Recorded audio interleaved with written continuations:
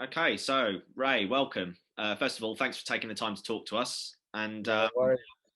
yeah, it's really great to have you on board. So we'll just start off by, could I get you to just give a brief introduction of who you are and what is it you do? Yeah, hello, my name's Ray Brooks.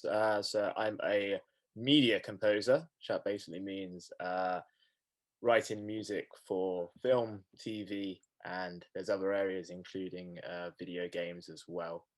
Great, great, fantastic. So you studied at BIMM Brighton for 3 years and you were on the production course.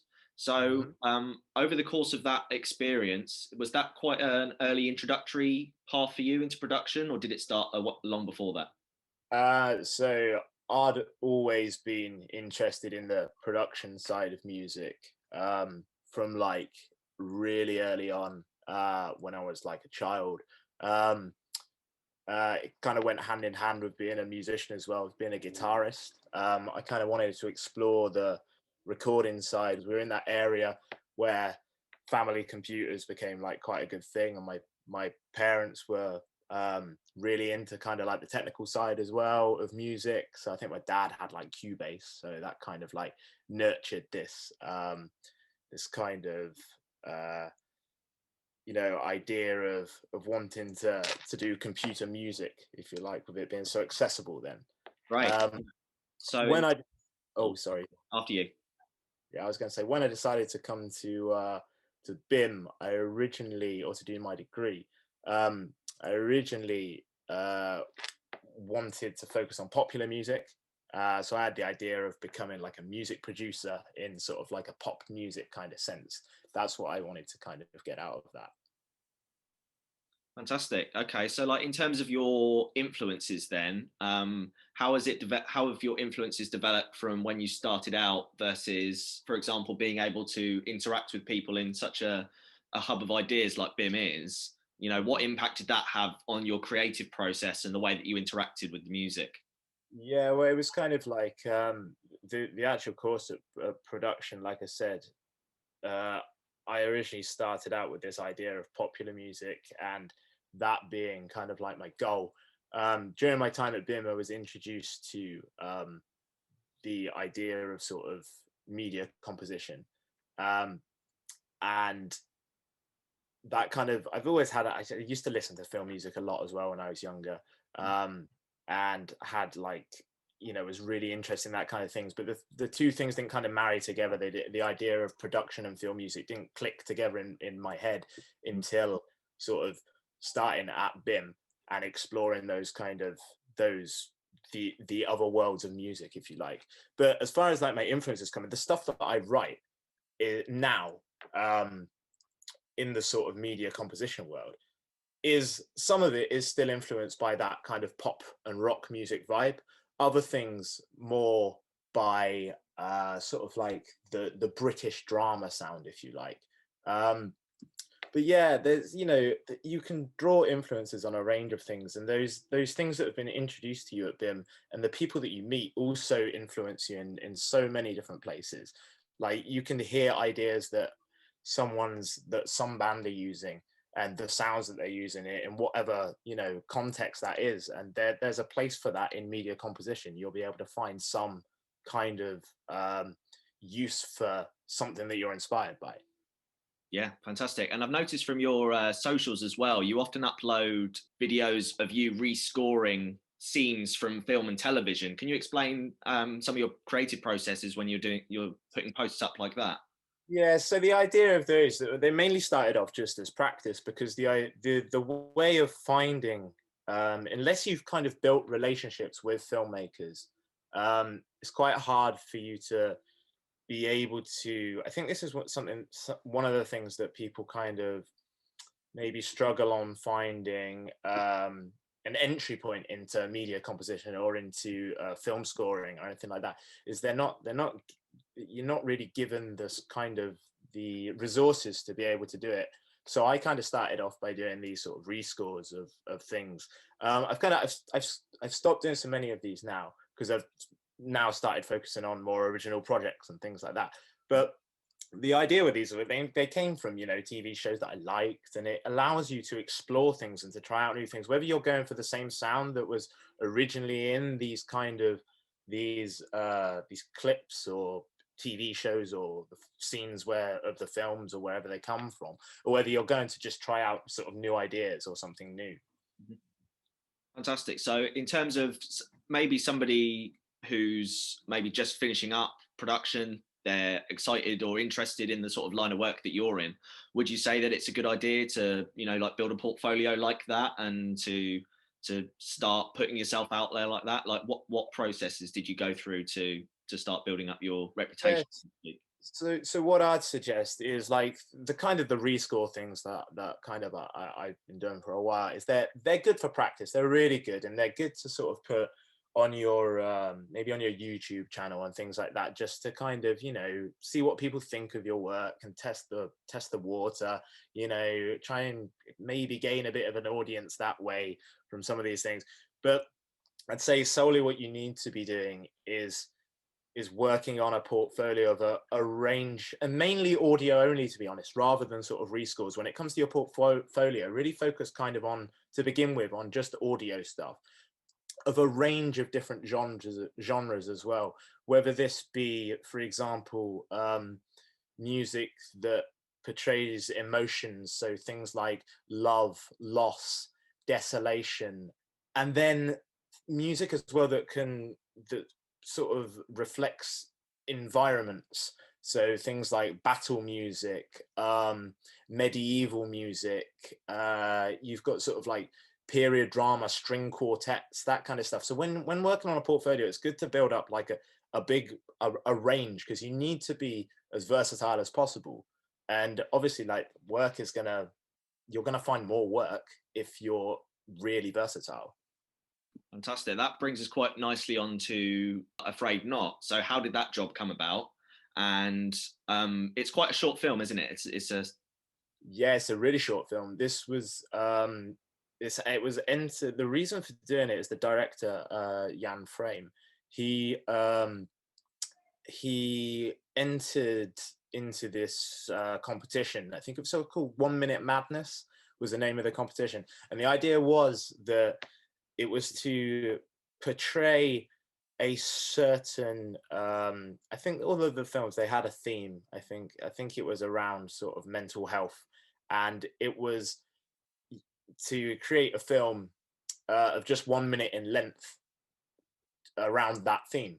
So it presented a load of you know, challenges in itself, like 1 minute to get everything that you want to get into it, and like, you know, from a musical point as well, like this, you know, it's not a long piece, a long film to score, but it still has its challenges in order to make sure that you want the music to support, you know, all of the emotions that are going on in screaming, and portray and reflect everything that you want in like such a short space of time. But I actually sort of got in contact, or we met. I say met, it was during the first lockdown. We came across each other in one of these Facebook groups, and he was working on another film at the time, which is still in the kind of pipeline. We're still working on that at the moment. He's just been really busy with and with the lockdown as well, I haven't had time to finish things, but he's been really busy shooting this other film because he works as a cinematographer as well. Yeah, so we originally started on this other film that's in the pipeline, coming out soon. But then he got in contact with that he'd just, you know, started shooting this new really short film and was interested in scoring it. So that's kind of where the relationship started, if you like. fantastic. Yeah. So, well, you mentioned the pandemic. What challenges have you faced during this time, and how has it affected your workload and the way that you go about it? Is it very much similar to you, either side of the pandemic, or has it changed the way you approach your work? I think the hardest part has been from finishing uh, my degree to completing that, and that was during the first lockdown. So completing my degree in the middle of the first lockdown, or towards the end even. Um, and I had a real big plan of what I was going to do. I was going to get out. I was going to meant to be, I planned to be going to as many film festivals as possible, because they're another great place to kind of meet like directors and to network. And that was my whole plan. Was like, portfolio was in the bag, all done, ready, cool. Right, let's get out. Let's start making some connections, because that's where you're going to find the work as a composer. You need to be networking with the people who are making the films, all of that kind of stuff. So that kind of everything kind of got a bit thrown up in the air, because I wasn't going to be out networking how I thought I was going to be, and everything changed. And it's not necessarily so easy to do online. Like, you can do it, you can meet people. Like I said, yeah, I'm framed for a Facebook group, but you can meet people on Instagram and try and network that way and remotely. And remote working is a big part of things as well. When we were working on that film, that was it wasn't during one of the lockdowns, but we were still working remotely because he works in London, and based in Brighton. So it's not like we were sat together working on things. So the ability to be able to work remotely plays, a big part in everything. But yeah, it's been challenging. But with composition, it can be a really introverted thing anyway, unless when you're mainly working on loads of things by yourself, and then you're firing them off to see if they're what people like about them, what they don't like about them. If you're working with directors, it's oh, I like that bit there, can we change this, can we change that bit here, so it kind of works remotely anyway. Like, that's not a big issue. But the biggest drawback has been the lack of attending sort of film festivals, things like that, to be able to meet people, or other networking events. Fantastic. Yeah. So in spite of the challenges you faced, there were some nominations, there were some awards there. So yeah. So, well, it got entered into a fair few. Just like I said. Oh, so the thing that it was originally, which Jan had made it for, was the 1 Minute Madness Festival, and it won that. So that was that was good. We were happy with that. So it won the competition. It came first place in that competition. But we also entered it into some other short films as well, and it did really well. So it was really good. It was really good. And like I said, we just met each other on this Facebook page, and then we scored it. People seemed to like the idea, and it was really cool. Fantastic. Yeah, I guess that is the element. Sometimes it just takes a connection like that. You just once you guys find that your creative processes click with one another, do you find that there's it's nice to maybe meet someone who isn't somebody, because then you can get used to each other's creative processes as you go. That's a real skill to have, isn't it? Definitely. The whole, being able to network and meet with people who people who you wouldn't maybe normally find together. And as a composer, you need to really build a good relationship with filmmakers and directors to understand what they're saying, because they're not going to be music minded necessarily. So when they say that they want something and they're not able to describe it in the terms that you want, like, you need to build that relationship up so that you can build the final product together. You need to be able to build the vision together. And yeah. Fantastic. So, like, in terms of, other skills that you've needed, if we're talking to people who are looking to, graduate soon and they're looking for opportunities like this, what other skills would you say are important to have to maintain these important working relationships? And what do you need to do in your day to day that helps you to be the best you can be at when it comes to the work? There's so many skills that will be really helpful and relevant to you if you're sort of pursuing this area of media composition.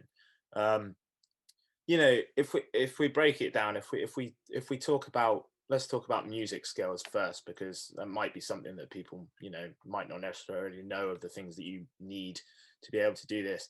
I'd say you need to be a good enough composer. You need to be able to think up ideas, melodies in your head, like, really quickly, and to get them down, to be able to learn how to expand on ideas as well. So orchestration, of how to orchestrate something, how to add things to it. Not all film music is orchestral. That's something that's that's not, if you don't have to be interested in that kind of thing. It can be anything, but a lot of the popular stuff, you think of Zimmer, or the way that he blends sort of synthesized elements and the orchestral stuff, you know. So a good idea of composition and an orchestration would be helpful. Production skills really important now, because even the top composers now, I mean, if you've ever seen anything on sort of, there's a company called Spitfire who make the sample libraries. If you ever watched any of their blogs, every single composer sits at a computer and they will write their mock-up. That is how they pitch for ideas. Everything's getting so professional sounding, and there's so much competition that you're trying to make everything that you do sound the best that it possibly can be. So a good grasp on production skills is really, really important, just for the for, you know, building good working relationships. Like, that's another really good skill. You need to be an approachable person, able to have really good conversations with people. You also need to, you need to not be egotistical. You need to be really open to things, to be open to criticism as well. If you're working with a director and someone says, oh, I don't like that, you know, like, move on, like, get rid of that idea and move straight forward. You can't be too proud about things. You need to, you know, if you're gonna do well, you need to just work through it, you know. Yeah, absolutely. Yeah, I wanted to engage with something you said about like contrasting styles Yeah. in film composition, because there is quite a range at the moment. I'm not sure if you've seen the films like Uncut Gems, which is a recent Netflix Oh, no, I drama, but haven't. that had a score that was done by One O Tricks Point Never, who's a technological and sort of Right, ambient cool. composer, and you can see the range. You know, it's not all big orchestral John Williams, Danny Yeah, Elfman style stuff. There's such a contrast. Now, exactly. how have you explored those sort of the sort of range of styles that are available to you now? Oh, there's so many things that, like, when I first started doing this, it was really easy to just go for the whole big Hans Zimmer sound, you know, really epic music and everything like that. Which, yeah, that has its place. That's, it's cool. The issue is when, like, you've got to be different as a composer. You need to draw on a range of influences, because all film music starts sounding the same otherwise. And how is anyone gonna, you know, how are you gonna be like, differentiate things if you sound just like Hans Zimmer, you know? And that's one of the things. But what I used to do when, like, I first started sort of on this journey, was I used to listen to film music a lot, and I've stopped doing that now, because you just end up writing things that sound exactly like everything else. So the idea is to you know, if you want to write orchestral film music, listen to classical music, you know, start listening to that. If you want to write film music in these other styles, you know, there's loads of different electronic music. Listen to, like, your favorite electronic artists and incorporate elements of that into this kind of work, you know. Fantastic. Yeah. So let's talk about the future. So what have you got in the works, and what direction do you see the work that you're currently doing going in? Where Yeah, can you go from here?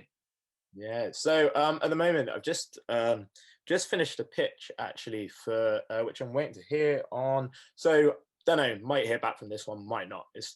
That's another thing of the game, is you pitch for things. If you get them, great, you know. If you don't, then you move on. You look for the next pitch. Mm. So I've just finished a pitch for a short film.